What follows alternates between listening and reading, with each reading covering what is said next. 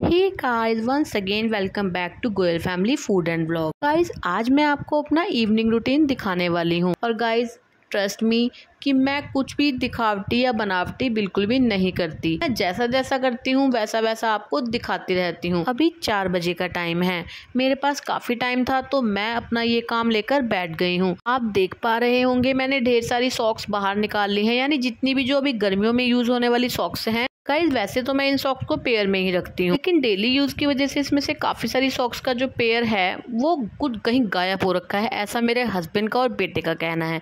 अक्सर वो कहते हैं कि सॉक्स मिलती ही नहीं है, सिंगल सिंगल सॉक्स पड़ी। और जब मैंने ये सारी सॉक्स बाहर निकाली तो सब सॉक्स एक दूसरे के साथ की मिल गई। यानी कि गाइस, हमें टाइम निकाल के ना ये वाले काम भी करते रहना चाहिए। कुछ ऐसी सॉक्स भी मैंने निकाली जो बिल्कुल भी काम की नहीं रही थी। गाइस, अक्सर सभी के घर में बेकार सॉक्स निकलती हैं जिनका हमें समझ ही नहीं आता कि हम क्या करें। यूजेस तो बहुत हैं, उसमें से एक मैं आपको बताती हूँ जो मैं इस्तेमाल करती हूँ। गाइस, जैसे मैं आपको दिखा रही हूँ सेम इसी प्रकार से आप इन सॉक्स के टुकड़े करके रख लीजिए। देखिए, मैंने बेकार सॉक्स के कितने सारे टुकड़े रख रखे हैं और गाइस ट्रस्ट मी, ये मेरे बहुत ज़्यादा काम आते हैं। जी हाँ, मैं आपको बताऊंगी कि इसका इस्तेमाल कैसे किया जाए, लेकिन अगर मैं यहीं बैठे बैठे सब कुछ बताती रहूंगी तो सच में शाम से रात हो जाएगी, कब पता ही नहीं चलेगा। इसीलिए मैं बाकी सब काम भी करूंगी और साथ साथ में आपको बाकी बातें भी बताती रहूंगी। और देखिए, टाइम हो गया है 4:30 बजे का और गाइस अभी मेरा टाइम है झाड़ू लगाने का, यानी रोज मैं शाम को 4:30-5 बजे के करीब लगाती हूँ इवनिंग में झाड़ू। फिलहाल तो झाड़ू लगाने के साथ साथ मैं अपने बेटे को भी डांट रही हूँ कि कैमरे के सामने कब से खड़ा है बिना कपड़ों के। एक्चुअली में बेटा नहाने जाने लगा था, लेकिन मैंने ही उसको बोल दिया था कि सबसे पहले आप स्पीकर में भजन लगा दो, यानी हम टीवी में, फोन में या किसी भी तरह से शाम को अपने काम भी करते रहते हैं और साथ साथ सुन लेते हैं भजन। किसी ही दिन स्किप होता है गाइस, यह मेरा रोज का ही शेड्यूल है इवनिंग का।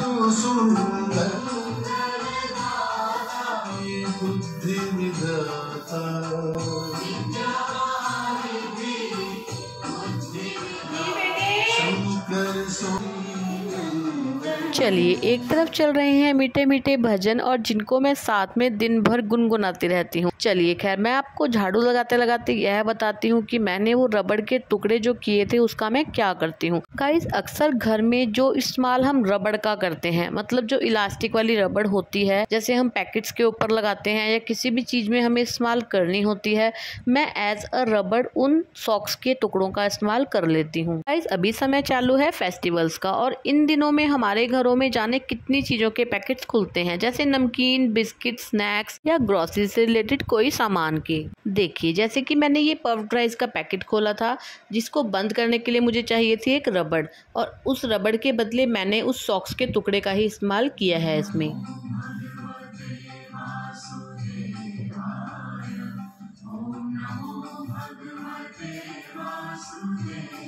चलिए, झाड़ू मेरी लग चुकी है, बेटा नहाकर भी आ गया था और इस वक्त वो करता है पढ़ाई। गाइस, मुझे खोलनी थी आज नई झाड़ू तो मैंने सोचा कि मैं आप लोगों के साथ भी शेयर करती हूँ कि मैं नई झाड़ू का इस्तेमाल कैसे करती हूँ। मैं आप लोगों के साथ एक ऐसी ट्रिक शेयर करने वाली हूँ जिससे आपकी झाड़ू बहुत लंबे समय तक चलने वाली है, और इस ट्रिक के लिए भी हम इस्तेमाल करेंगे उस सॉक्स के टुकड़े का। मैं जब कभी भी नई झाड़ू को खोलती हूँ तो सबसे पहले मैं उसके पीछे से, मतलब एक टाइट रबड़ को, जैसे ज्यादातर मैं यही सॉक्स के टुकड़े इस्तेमाल करती हूँ, झाड़ू के पीछे से उसको अच्छे से पिरो देती हूँ, जैसे कि आप वीडियो में देख पा रहे हैं।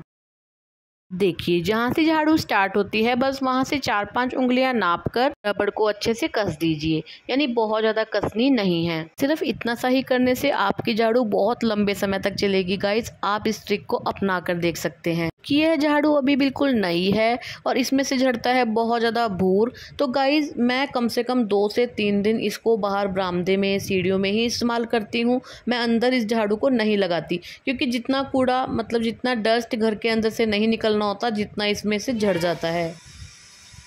अभी तो धूप है, गेहूं पे मैंने देख लिया, अभी रहने दे, अभी थोड़ी देर धूप लगने दे। और झाड़ू का काम खत्म करके हाथ धोकर मैं आ गई हूँ सीधे ऊपर, क्योंकि गाइस आज सुबह हस्बैंड ने धोई थी कनक। मेरे आज सुबह से 4-5 चक्कर छत पर लग चुके हैं, क्योंकि गाइस अभी फिलहाल गर्मी तो है लेकिन धूप में काफी फर्क पड़ गया है, जिस कारण से सुबह से ही गेहूं सूखी हुई है लेकिन वो अभी तक नहीं सूखी है। मैं जब ऊपर आ रही थी तो मैं बेटे को बोल कर आई थी कि आप भी साथ साथ ऊपर आ जाना ताकि हम कनक है वो कमरे में रख सकें। लेकिन जैसे ही मैं आई तो मैंने देखा अभी तो धूप है। मैं अभी कुछ देर पहले ही जहाँ यानी धूप जा रही थी वहाँ कनक को करे जा रही थी। अभी भी थोड़ी धूप है, मैंने सोचा चलो थोड़ी और धूप लग जाएगी, तो इसलिए फिलहाल मैं आ गई हूँ नीचे ताकि इतनी देर में जो मेरे काम बचे हैं मैं वह भी कर सकूं।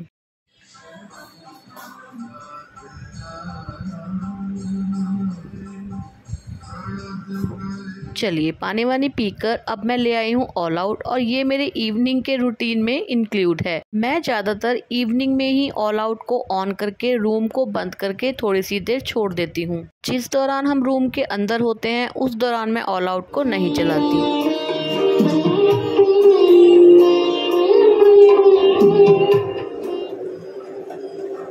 फिलहाल मैं आ गई हूँ किचन में। मेरे पास बस थोड़े से ही बर्तन हैं जो मुझे मांजने हैं। शाम को रोज मैं जो बर्तन होते हैं वो मांज देती हूँ, और रात के डिनर की जो अगर कुछ तैयारी करनी होती है तो वो भी साथ साथ कर देती हूँ। आज दोपहर में मैंने बनाए थे दाल चावल, और दाल काफी सारी पड़ी है तो शायद मुझे आज डिनर की तो कोई तैयारी नहीं करनी होगी। किचन में समेट आई हूँ। फिलहाल मैं और बेटा आ गए हैं ऊपर। धूप भी बिल्कुल चली गई है और अब तो हमें कनक को अंदर रखना ही होगा। अभी इस कनक में एक धूप और लगनी बाकी है।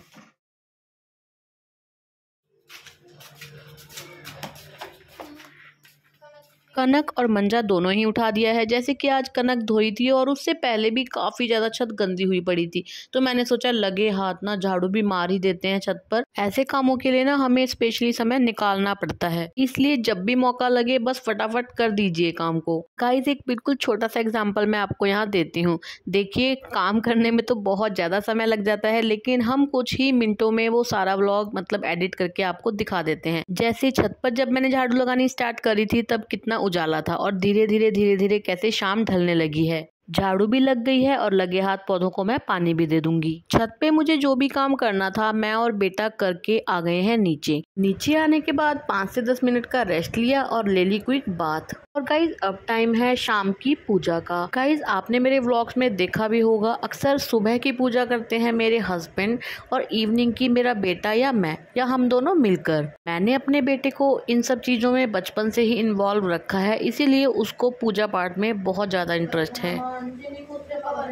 महावीर विक्रम बजरंगी कुंती निवार सुमति के संगी कंचन वरण विराज सुवेश कानन कुंडल कुंडीराम मेरे प्रभु राम जय जय। एक दंत दयावंत चार भुजा गणेश जय गणेश जय गणेश। चलिए पूजा पाठ भी हो गया है। अब मैं दोबारा आ गई हूँ किचन में।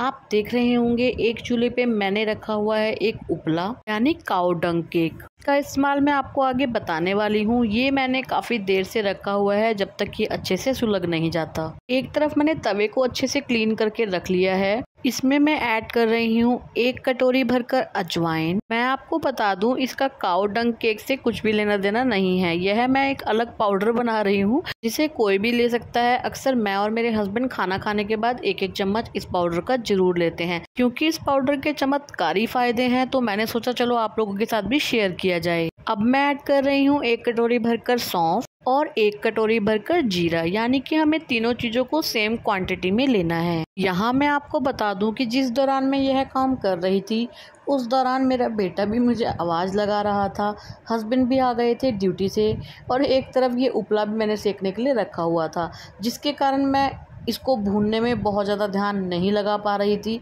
जिसके कारण ये थोड़ा ज़्यादा भुन गया था गाइज़। चलो उसकी तो कोई प्रॉब्लम नहीं है, लेकिन आप ये गलती ना करें, इसीलिए मैं आपको बता रही हूँ कि इसको बहुत कम रोस्ट करना है तवे पर, नहीं तो इसका स्वाद थोड़ा कड़वा आएगा। चलिए मसाला भी भुन गया है, मैंने तवा बंद कर दिया है और उपला भी अच्छे से सुलग गया है। इसके ऊपर मैं जो ये पाउडर डाल रही हूँ, इसके अंदर मैंने काफ़ी सारी चीज़ें मिक्स करके एक डब्बे में भरकर रखी हुई हैं, जिसमें है अजवाइन, कपूर, गूगल, लौंग और लोबान। गाइस अजवाइन को छोड़ के बाकी सब चीज़ों को मैंने मिक्सी कर लिया था और उसमें मिला दी थी अजवाइन। इसमें लौंग भी काफ़ी कम है तो मैं 1-2 लौंग जलते वक्त ऊपर से रख देती हूँ। गाइस पूजा करने के दौरान मैं इसका धुआं सारे घर में जरूर देती हूँ। ऐसा करने से सभी नेगेटिविटी दूर होती है और पॉजिटिव वाइब्स आने लग जाती हैं। ऐसा महसूस होता है जैसे आपने अभी अभी हवन करवाया हो। गाइस जो भी सामग्री मैंने बताई है, जैसे बताई है, आप वैसे भी रेडी कर सकते हैं। अदरवाइज अब तो मार्केट में इससे रिलेटेड मतलब सब कुछ बना बनाया, जैसे मैंने तो मिक्सचर घर में बनाया है और उपले को सुलगाकर उसके ऊपर इस मतलब पाउडर को मैंने छिड़का है। यानी आप मार्केट से इसे ला सकते हैं और डायरेक्ट मतलब इसको जला सकते हैं। आप लोग इसे एक बार ज़रूर ट्राई कीजिएगा, इसका बहुत ज़्यादा अच्छा रिजल्ट है और यह बहुत इफ़ेक्टिव भी है। कैफरिंग मैं कर आई हूँ और जो तवे पे मैं मसाला छोड़ कर गई थी यही मेरी गलती थी कि मैं इसे तवे पर ही छोड़ गई थी। चलिए खैर, फिलहाल मैंने इसको प्लेट में निकाल लिया है ताकि यह बिल्कुल ठंडा हो जाए। जब यह बिल्कुल ठंडा हो जाएगा तो मैं इसको पीस कर रख लूँगी। चलिए इवनिंग के तो सभी काम खत्म हो चुके हैं, अब आती है रात के डिनर की बारी। मैंने आपको थोड़ी देर पहले बताया था कि मैंने आज बनाई थी दाल, जिससे हमारा रात का मतलब काम चल जाता, लेकिन हस्बैंड और बेटे ने दोनों ने बोल दिया है इस वक्त हम दाल बिल्कुल भी नहीं खाने वाले, तो हमारे लिए कुछ चटपटा सा बनाओ। तो अब इतनी जल्दी तो दोबारा क्या बन जाता, तो मैंने सोचा है कि सूखे आलू बनाऊंगी मैं कुकर में। दही है, जिसने पराठी खानी होगी पराठी खा लेंगे, जिसने रोटी खाना होगा रोटी खा लेंगे। चलिए सब्जी मैंने छौंक दी है, अब मुझे एक तरफ रोटी बनानी है। उससे पहले जो मैंने पाउडर के लिए मसाला भून कर रखा था, सौंफ, अजवाइन और जीरा, उसको मैं पीस कर डिब्बी में भर लेती हूँ।